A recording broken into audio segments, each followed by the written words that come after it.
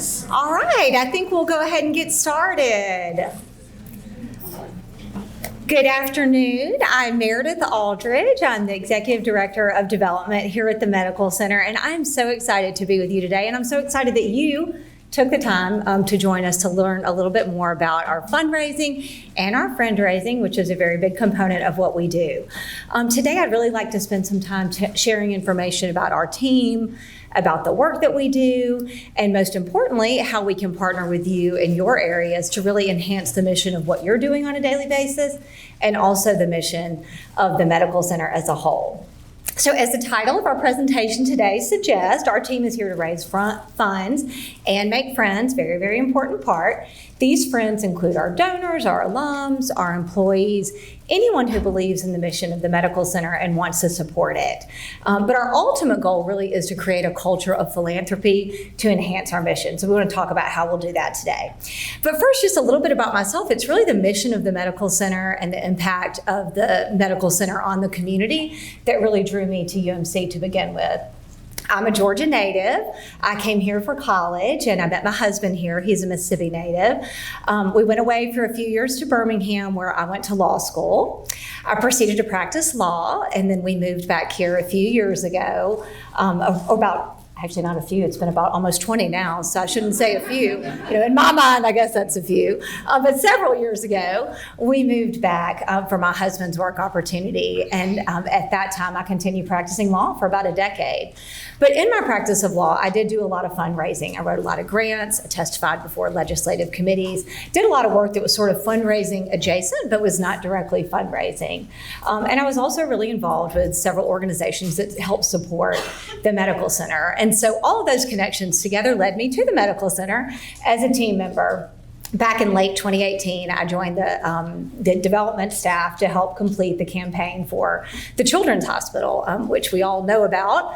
And then I continued into this role in late 2020. So I tell my kids who are 12 and 14 all the time that a great day at work is when we get to really connect the mission of the Medical Center to a donor who wants to support it. That is a good day. And no offense to my friends in legal, who I do see in the back there, it is more rewarding to me to be able to see that connection. And so this has been a wonderful career shift for me. So enough about me. Today, we want to answer several questions for you. And I definitely want to just leave these slides up here. I don't like to read slides, but these are the questions that we will answer for you today.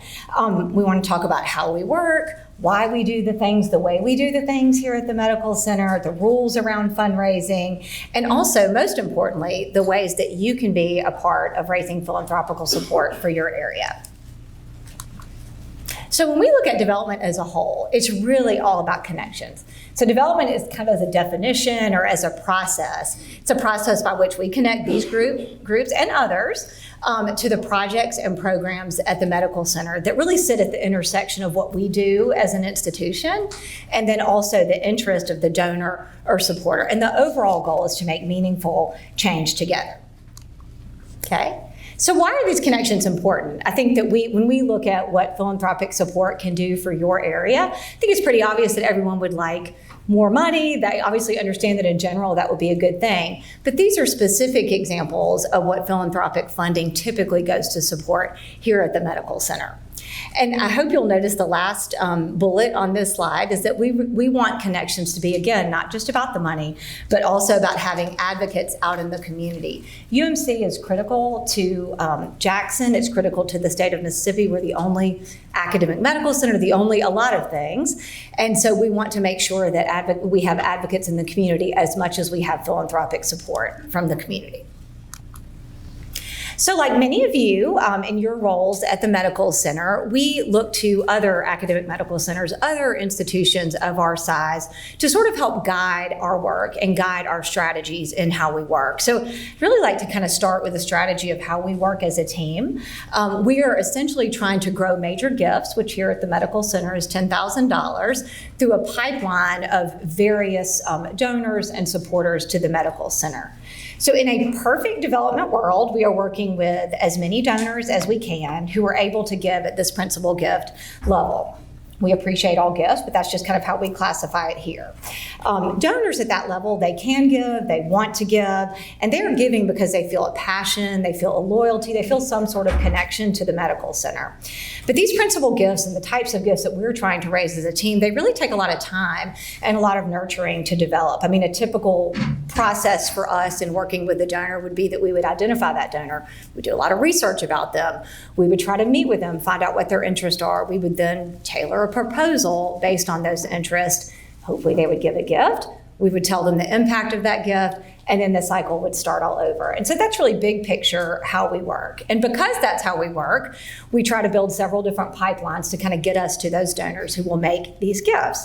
We take a full team approach, and it takes everybody in this room, whether you're on the development team or not, to really help us in supporting that team approach. We research prospects, we track annual giving, we engage our alums, and we really try to enhance grateful patient fundraising, which at an academic medical center is a key piece of the puzzle, in the sense that those who feel very connected to the medical center because they've received great care here will then want to give back in whatever way that they are able. We also hope that you will notice here the first bullet on the building major gift pipeline is physician, faculty, and staff referrals. Those are very, very important, and we really need your help, and we'll get to exactly how you can help a little bit later in the presentation. So now I'd like to kind of drill down on some common thoughts about fundraising, maybe some misperceptions about fundraising. I think we'll talk a lot today, and it'll be inherent in the conversation about what development does, but also want to share with you what we really don't do. But overall, our big picture charge for the institution is to coordinate all fundraising activity on behalf of the medical center. So if somebody wants to donate to your area, we want you to call us. If you would like to reach out to someone that you think might want to donate to your area, please call us. And the reason that we say that, and the reason we have coordination, is not to impede your efforts. It's not to say, no, you cannot do this. It is so that we are professional, so that we are coordinated in the donor community and in the eyes of those outside of the medical center. And it's also to ensure that there aren't any inadvertent compliance, legal, or other concerns. So just as important as what we do is what you see up here on the screen of what we don't do. We are not going and visiting sick patients at their bedside and asking them to write a check. We are not hounding people. We do not work on a commission. We are not, with a few notable exceptions, we do not raise revenue through events. Now, we do have a few exceptions there, and that's not to say that you as an area can't have an event. If you want to sell a t-shirt, if you want to do something that raises funds for your area, that is totally fine as long as you go through the sales solicitation and fundraising process. But overall, as a department, we in development and alumni engagement do not put on events for the purpose of raising revenues. Okay. Another important point that's on this slide is that while we do support associated entities who benefit the medical center, like our friends at Friends of Children's Hospital and others, we typically do not fundraise on their behalf. And the reason for that is because we are a nonprofit. We have our own mission, and we want people to give and to support the medical center. We would love for them to give to everyone, but our mission is to fundraise for the medical center. And so that's not to say that we won't help. It's just to say that our mission is not to fundraise for other organizations. So now that we've kind of given you a big picture, I want to introduce you to our team. And if you're here, I'd love for you to just wave. We are divided into 4 main buckets on our development team. We have a principal gifts team led by Dr. Melissa Robinson, who's here in the audience. We have a strategic partnerships team that's led by Jen Hospodor. We have a special projects team that's led by Lauren Engel. And then a finance and administration, kind of a behind-the-scenes team that's led by Christy Taylor. She is here. Wonderful. Great. Now I want to tell you a little bit about what each one of these teams does on a daily basis. So our principal gifts team is in charge of raising those gifts that I mentioned, the larger gifts that we try to seek as a team, those $10,000 and above levels, what we're going for. We appreciate gifts of all sizes. But over the last few years, I want to point out that we've seen significant growth and kind of reorganization on this team. We are following the best practices of other academic medical centers, and we are dividing teams based on the type of fundraising that we do. So that means a hospital-based fundraising, school-based fundraising. And the reason for that is that although we don't have fundraisers embedded in departments, we do try to make sure that folks are doing the same thing day in and day out so that they can become experts in what they do. So Suzanne Krell leads our hospital-based fundraising team of Lee Farr and Victoria Stein. I think they're here. Brad Ewing in the back, he manages our school-based fundraising team of Harold Brewer and Dr. Sheila Henderson. And then we see Jane Harkins here, who manages our planned giving. She sort of floats among those teams. She helps with any gift that might have a planned component. And what we mean by that is someone wants to leave an estate gift to us, life insurance policy, or any number of things that would have kind of a not current, but planned or in the future component to that. And then finally, rounding out our principal gifts team is Leanne Bryan, who manages philanthropy and engagement for the Mind Center. So our special projects team, led again by Lauren, and Suzanne Thigpen joins her on that team, is dedicated to what will now be UMC's greatest institutional priority when it comes to fundraising, which is a capital campaign to house a new state-of-the-art cancer center and research institute. Long-term goal is NCI designation. Dr. Woodward mentioned this in her spring faculty meeting, and you will certainly hear more about that in the future. So stay tuned for more on that, but our special projects team is designed to work solely on that. We also have an open position to fill in that area. So if you know of anyone who really likes to research donors, we would love to hear from you. Next, we have our strategic partnerships team. They work with various groups in the community. Catherine Lewis, Laura Hodge, and Leanne Wilkins.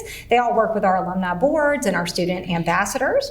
Andrew Russell works with our annual givers. That could be employee givers, any grateful patients, anyone that if you get an annual mailer in your mailbox, and that would be Andrew who prepared that for you.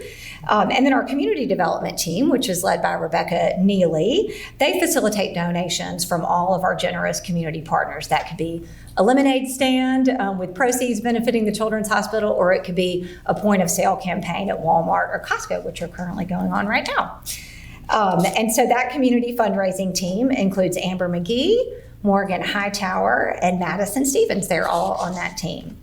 So finally, our finance, operations, and stewardship team is what we call our kind of secret weapons behind the scenes. They keep us going with all things accounting and stewardship. Emily Ruth, she helps us just facilitate donor recognition, donor events for stewardship of our wonderful donors. Jocelyn Littles, she is our graphic designer extraordinaire who just joined our team recently and actually is responsible for preparing this PowerPoint. I give her all the credit for this. Vishal Balaji is the keeper of all of our donor records, which we'll talk about in just a minute. And then Joy Beth Myers and Jennifer Ransom help support processing of gifts, sending receipts, and all things accounting and finances. So now that you know our team, just want to hit just some real high-level concepts that we utilize on a daily basis in development. A lot of folks don't know exactly what a philanthropic gift is. It's genuinely when someone wants to give you something with no expectation of anything in return. It's not, I'm giving you this, but you must have a quid pro quo, and this is what I want in exchange.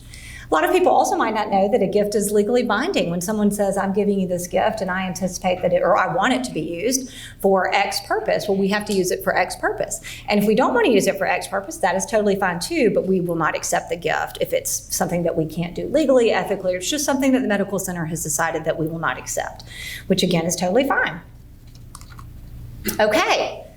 So I'm sure you're all wondering, how does this apply to me? How can I get folks to give? So we want to tell you a little bit about kind of what we use behind the scenes to share about how people give. We know how donors think.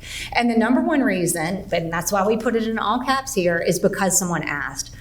We have a lot of generous people in Mississippi and all over the country who donate to the medical center, and they gave because someone asked them to give. If no one asked, we definitely will not get a gift. And so that's something that we always keep in mind.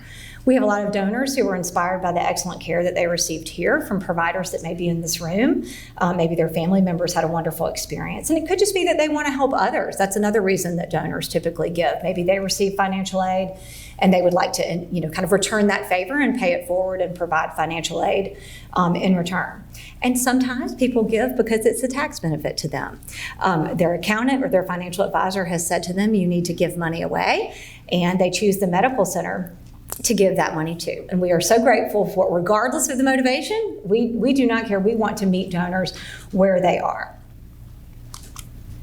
So we want to give you an idea of kind of what our donors look like, the composition of our donors and what they give to. So as you can see here, and this fiscal year 23 is a typical snapshot. We have a full year, and that's our most recent full year. We had close to 5,000 donors. You can see that 85% of those donors were individuals, and then 8% and 7% for corporations and foundations. So we really do have a lot of individual connections with individual donors who are giving to the medical center. And that's a lot of donors who are giving to the medical center. You can also see our areas of support here. I'm sure it's not surprising to most of you in here that the Children's Hospital and Pediatric Causes received about 57%, varies anywhere from about 50 to 60% over the years. And then you'll see that School of Medicine fundraising is close behind that at 11.2%. It's a little misleading because of the way our team is previously tracked and the way our funds are previously tracked, in the sense that some of those gifts really are for departments and not truly the School of Medicine. But as we proceed with our new team structure, we're also updating our reporting metrics so that we can make that more drilled down and we can have more information about our donors year over year. So that's a typical year. We do have a lot of giving to the Children's Hospital, and we want that to continue. It makes sense that we have that based on the deep and long-standing support of the pediatric causes here at the medical center. For a long time, that's really all we were fundraising for. But now we are seeing a steady uptick in the fundraising that we receive for adult and other causes that are not pediatric causes.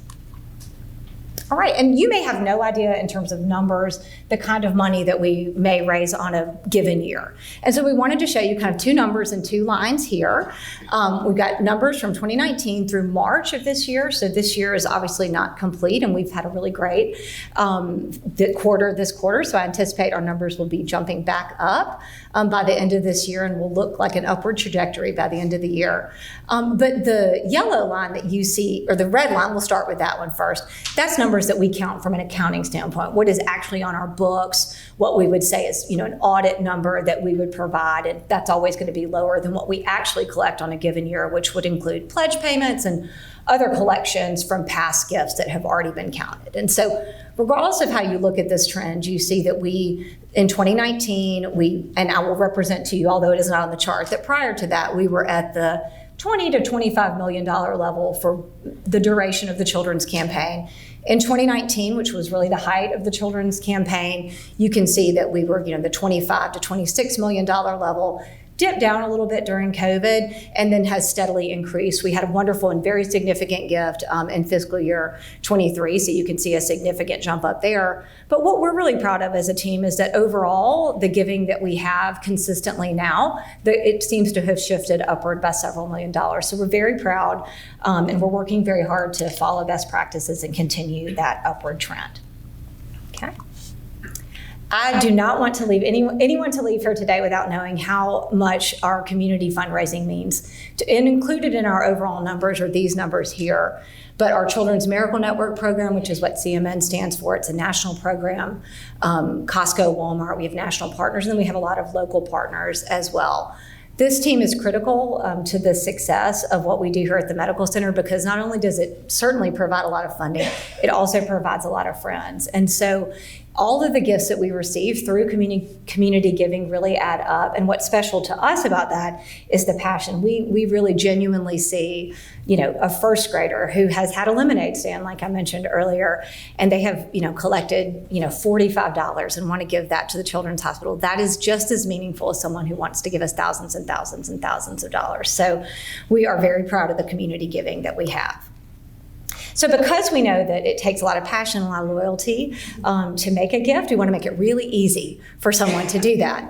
So you can give online with your credit card, you can call us and we will process a gift for you.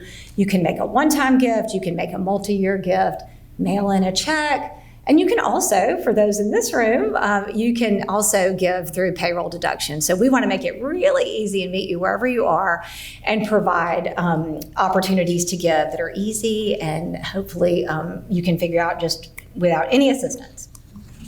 Okay. So when we get a lot of questions in our office, and I'm sure many of you in this room might deal with endowments or development funds that we have here at the medical center. So I want to spend a few minutes talking about those. Our office receives two different kinds of gifts. We receive endowed and then non-endowed gifts. Non-endowed gifts, a lot of folks call those, one-time gifts. So an endowed fund is really like what we consider a savings account, just to put it in personal finance terms. We put all of we get a check for $100, we put that in the account, and then we let that $100 grow, and then we spend only the interest that comes off of that savings account model. Those gifts are very beneficial to the medical center because they offer benefits in perpetuity. It allows for us to plan and say we know that we will have X amount, assuming the markets don't crash completely, we will have X amount, on any given year in interest that's generated from those funds. So non-endowed funds, kind of one-time gifts, those are what we consider our checking account. That's what you would use in your personal finances. It's your paycheck that gets deposited into your checking account, and then you use that to pay your water bill or your light bill, really current one-time expenses that you have. These are also beneficial. Yes, these gifts are gone once they are spent, but they also allow us to meet one-time needs. So I know I've worked with different departments, and our team has worked with different departments that say, gosh, it would make such a difference if we could have X piece of equipment, or if we could renovate this resident lounge, or if we could do this one thing that would last for years and years. And those a lot of times don't cost as much, and those are quick fixes, but they are meaningful and really help the morale at the medical center. So we always like to, whatever the donor wants to do and whatever helps meet the department's need, or how we try to guide those gift giving. So I think we talk about endowment levels a lot, and a common list of examples of how we endow funds here. I think everybody's heard of endowed chairs. We know that Dr. Taylor is the Suzanne Timms Chair of Pediatrics. That is $1 million endowed fund that started that account. Professorships, fellowships, et cetera. And so these are kind of known naming guidelines that we have at the medical center. We as a team can go out and say, yes, if you give $1 million, we can definitely say that we will have an endowed chair. We want to make sure we're not duplicating exact names, but we can certainly make sure that that happens. This doesn't really require any approval. These are sort of already approved. But when we do get above this level, above $1 million, you've got this big idea, and we'll talk about a couple of examples in a minute. When you have a big idea, maybe you want to name a center, or you want to name a department, or you want to name a school. Obviously, those are individualized considerations, and we do have an institutional naming committee. So I hope that as you discuss or think about these big ideas that you have in your area, you know that in our discussions with us, you'll know that there are additional levels of approval that are required for larger gifts and different types of gifts. Okay. So we do get a lot of questions about endowment. Sometimes, we say, what is our balance? What can we spend? And we'll get to that in a second. But I do want to share just kind of we are authorized to establish endowments either directly here at the medical center or at the University of Mississippi Foundation, which is UMF. That's the acronym that we have there. There's no right or wrong. We are both nonprofits. It's both tax deductible. It really doesn't matter. It really just kind of depends on how we want the gift structured. And so wanted you to see this chart of kind of what the similarities are and what the differences are. So in this savings account model that we use with endowed funds, the funds that are deposited will sit for a little while and will be held for a set period of time before we actually distribute them. So at UMC, you have to hold those for 1 year. And then at UMF, you have to hold those for 2 years. That may or may not be a big deal. It depends on how you want the gift structured. The biggest difference in UMC versus UMF really comes in the spend rate and then also the spend policies associated with those funds. So you can see that when an endowment is established at UMC, it generates 4.35% interest, and UMF 4.2% interest. And so what does that really mean from a numbers standpoint? It means that if we do set up that $1 million chair that we were talking about earlier, it means that if it's held at UMC, then that's going to mean $43,500 on an annual basis. And then at UMF, that's going to mean $42,000. That may or may not matter. It depends on what the spending priorities are for those funds. What may matter more is the way that you can spend funds. So when we have an endowment that's held at UMC, we do have to follow state guidelines. We have to make sure that we can't spend it on alcohol. When we have travel, we have to make sure that we're following state travel policies and all the things that come along with state funding. When it's held at the foundation, there's a little bit it's less restrictive, a little bit more flexibility. So that may be good, that may not be good. It really just depends on the particular desire of the donor and then the particular desire of the department for how they want to use those funds. But regardless of where we choose, and we'll work with you to make the right choice, and the donors, of course, there is always an administrative fee and also a development fee that obviously helps pay for the management of the funds. But then the development fee, you might say, what is that used for? It's really used for our team and used for the mission to support our team. So when going back to our theoretical $1 million chair, and we want to have a celebration that says we have named so-and-so the chair of X, well, then that would be paid for with a development fee, which is reinvested into our function. And although most of our team members are paid on the state budget, and most of our printing and things like that, regular costs that are associated with any department are paid through the state budget, we do have some things like travel for our team to go see donors that are paid through this development fee. So if you ever see that and you wonder what that's used for, I wanted to make sure that you knew that. All right. So we also, in our office, get a lot of questions about the logistics of spending funds. That's not something, you do not have to get our approval to spend funds. We're happy to help, share our thoughts on things or direct you to the right person, but you really do not have to get our approval. It's really easy to spend funds. If it's a one-time gift, they have been deposited into a fund, or a new fund has been established. If there's not an appropriate one for use, you can just spend it like you're writing a check out of your checking account. When we have an endowed fund, though, we typically have two accounts that are associated with that. One that holds that $1 million deposit that we're holding in our savings account, and then one that holds the interest that you can actually spend like your checking account. And so we do keep those separate. All the accounting, of course, is there for you to look at and see exactly how much interest was earned, et cetera.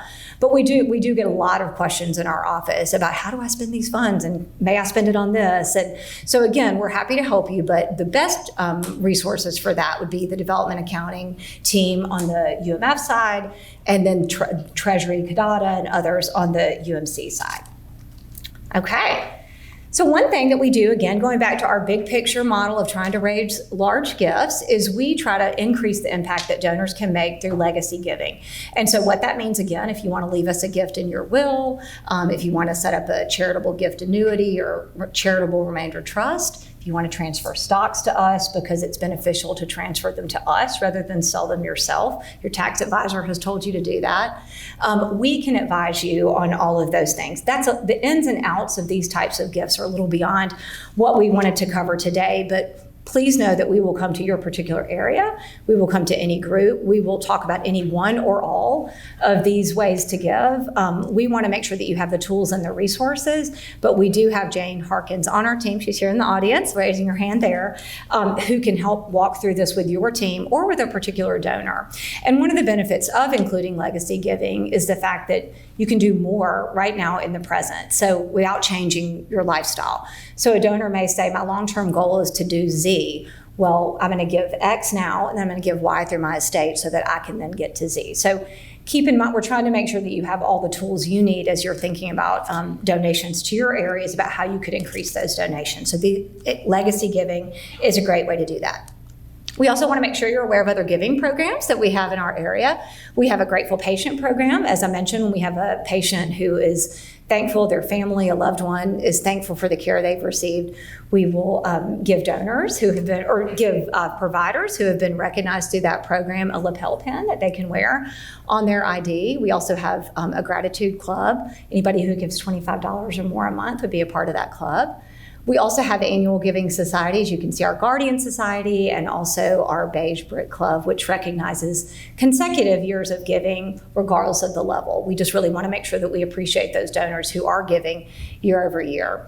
Those of you who attend our alumni reunions, a lot of times you will see that we have opportunities to give to particular funds that have been set up in honor of, say, an award winner or maybe a colleague who has passed away. We like to offer those opportunities to give associated with our reunions. We're also able, not just at a reunion, we're also able to offer memorials and honorariums. A lot of times we see in obituaries, in lieu of flowers, please send a gift here. And so our team processes those gifts, and we do send out a nice card to family or loved one of the person being honored or being left in memory of. We do send a card out for them. And then we also, back to our community team, we always have opportunities for our community to engage. We have wish lists that are available on our website from Walmart and Amazon, where we can consistently work with our care teams and others across the medical center to make sure that if we need toiletry items for patients, that those are included on the list. If we need clothing items for patients who may not have them to leave the hospital, we would include those on our list. Toys at holiday time and things like that are examples of what would be on those wish lists. So there are a lot of donors that we're dealing with, a lot of steps and processes and teams that we work with in development, and a lot of you across the medical center that we work with. So we have a very robust donor database that Vishal, as I mentioned earlier, manages for our team. These are examples of what we would keep in that database: gift records, receipts, their birthdays for donors, maybe year of graduation if you are an alum, and also keep track of pledges. This information is really important because as we try to build those long-term relationships, have repeat givers to the medical center, or have someone who maybe gave one time, really we never gave an impact report, and so then we can look back at their record and say, I bet they didn't give because they don't know how we spent the first gift that they made. And so we do really try to utilize the information that we have in our donor database to increase giving and to increase engagement and show donors that we really appreciate them. That is our overall goal. So now I want to spend the last couple of minutes that we have sharing some strategies and ways that you can help, and then end with a couple of success stories for us. So I hope you can read this, but essentially we need information about alumni, donors, and key initiatives in your area. We want to partner with you, and if we have referrals from you, if we have alumni contact, if we have a calendar of events, we can then come to you, meet you where you are in your mission area, and partner with you. But please share any information you have in terms of contact, maybe desire to give, from an alumni, from a donor, from a patient. We want you to share those needs and any initiatives that might be needed for your area. We want you to share those with us. We do have a QR code. We can send this to you, and I can send this presentation to anyone who wants to see it. For those who want to update their information, that really helps us as a team partner more effectively. Okay.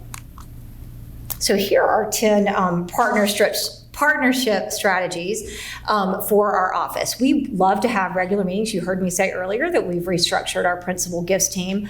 So we love to have a member of our principal gifts, whether it's hospital-based or school-based team, along with our alumni team, come to each area on a regular basis. That might not be monthly, it might be quarterly, it might be twice a year, and come and talk to you about what's going on in your areas. We also hope that you will send us, as I mentioned, grateful patient information, someone who has said, I had a great experience here. How can I help what you're doing? I know your natural tendency, as certainly those who are providers in the room, would be to say, oh, this is just my job. You don't have to do anything.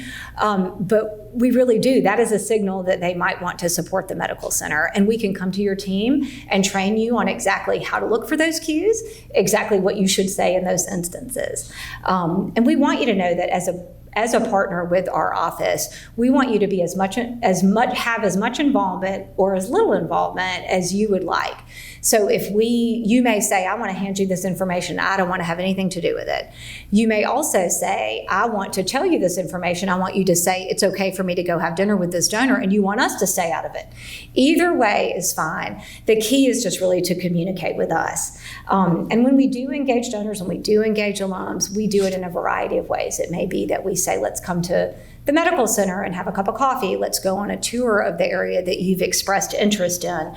We will work with you to develop whatever strategy feels comfortable to you and whatever you think would be most meaningful for your area. We also would ask that you would incorporate giving into all of your events. It doesn't have to be that you get up at a podium and say, please give to my area. It could be that you can invite us. It could be that you put a QR code on a program that says, to support X scholarship, please click here. While they're sitting at dinner, they'll click on that link and they might give to that scholarship fund.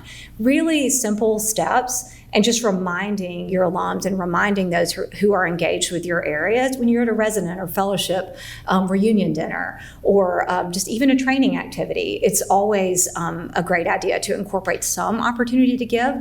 A lot of people may just walk right by or may say, I'm not going to do that, but it's always great to offer that opportunity. It's always great to celebrate successes and publicize wins. So if you do have someone who wants to give and then they make a gift, we'd love to partner with you about how to publicize that in your area.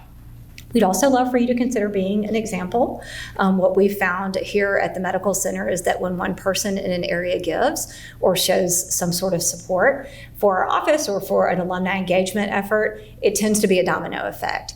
We're not saying coerce your subordinates or your coworkers to give, but sharing that you have given because something is meaningful to you and why you gave really does allow for future success and future partnerships with those on your team and with our team. So we hope that you'll consider being an example. And again, we can do that through payroll deduction and can do that over time.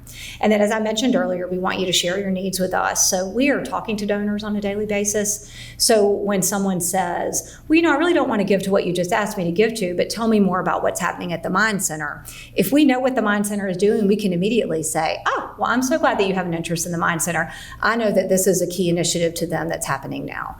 This is same for pediatrics, same for transplant. Whatever is happening in your area, us knowing that, we can use that in the daily conversations that we may not even know it will come up, but we have that information that's ready. Okay, and then communicate to us. 9 times out of 10, when you want to meet with someone or you have a donor in mind for your area, that will be just fine.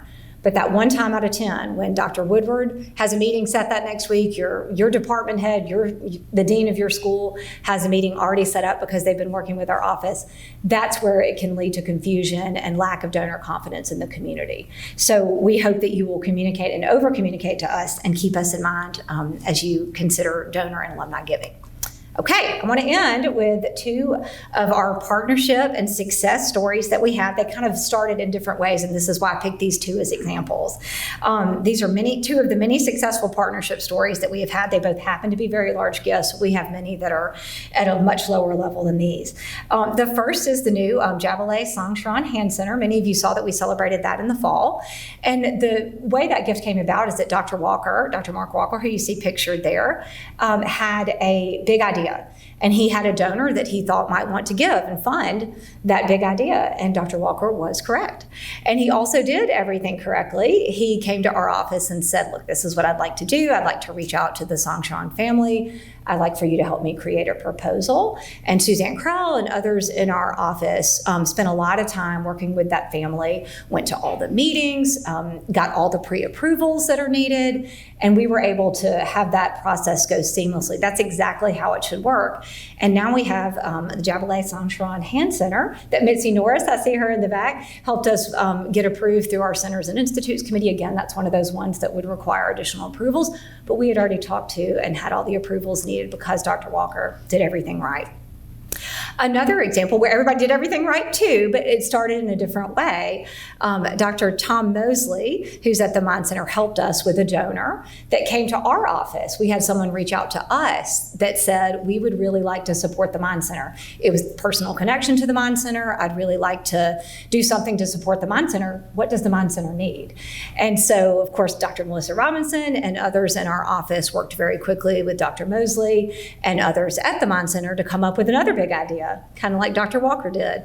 And we created the idea of a centralized clinic that had been floating around, but now this might be possible, as well as other initiatives at the Mind Center. And so whether it is, the physician or the dean or the leader of your department, whoever it is across the medical center, whether it's your idea or whether it's a donor and we're pitching an idea to them, we are here to communicate and make those partnerships successful. So we hope that you'll remember those 2 examples. And then if you remember nothing else today, I hope that you'll remember that we're here to help you. We want to partner with you. We don't want to hinder you. We want you to call us. And these are just our final little reminders. When in doubt, contact us so that we can help you navigate the process. Include us. Again, we can be blind copied. We don't have to be out front on all of these asks, but we definitely want you to include us and be aware of the guidelines that we have. And then we really do want to spend time over the next year or so working with you. We're doing that already, but we want to be consistent about reviewing account lists and gift lists so that you can know what accounts already exist in your area, what funds already exist, and then also, what gifts have been made and ways that we might, as we started out with, might increase giving using all the strategies that we have in development. Those are all the prepared comments I have. I'm happy to answer any questions that the audience has or stay after. Yes. So it's my understanding that Mississippi is, compared to other states, a very giving group of people. That's from years ago. Is that still the case? That is the case. The question was, for those who could not hear it, isn't it true that Mississippians are among the most philanthropic in the country? And yes, that is still true. I do not have the recent statistics, but I will look those up and send them to you. It is definitely true, though, that we are on the high end of the philanthropic giving, even though we are on the low end in a lot of things when it comes to, when we talk about income levels, et cetera. We do have very generous donors here in the state. And so that is, again, back to our important, you're making our point for us that when we ask donors to give, they oftentimes will, because they already have a natural loyalty and desire to give. And we want that donors will give. Donors are going to make commitments to institutions, and we want that institution to be us. That's all back to the connections that we're trying to create. Yes? So what about employee giving? What percentage of employees give, or what percentage would you want employees to give? Right. So for those who couldn't hear, Dr. Norris's question is what percentage of employees give. I don't have the current numbers of what employees give. I think it's around 10%. Obviously, we would love for that to be a lot higher. In an ideal world, it would be 90, 95, or 100%. And I think a great message around employee giving is that it can be $2 a pay period, $5 a pay period, $10 a pay period. That really adds up. We get a list of all the gifts that have been contributed in a given quarter or a given month to each department, and you would be surprised when we go back and add up those numbers how much of a difference a $2 payroll deduction can really make for your department or for your area. Great question. Great question. Any others?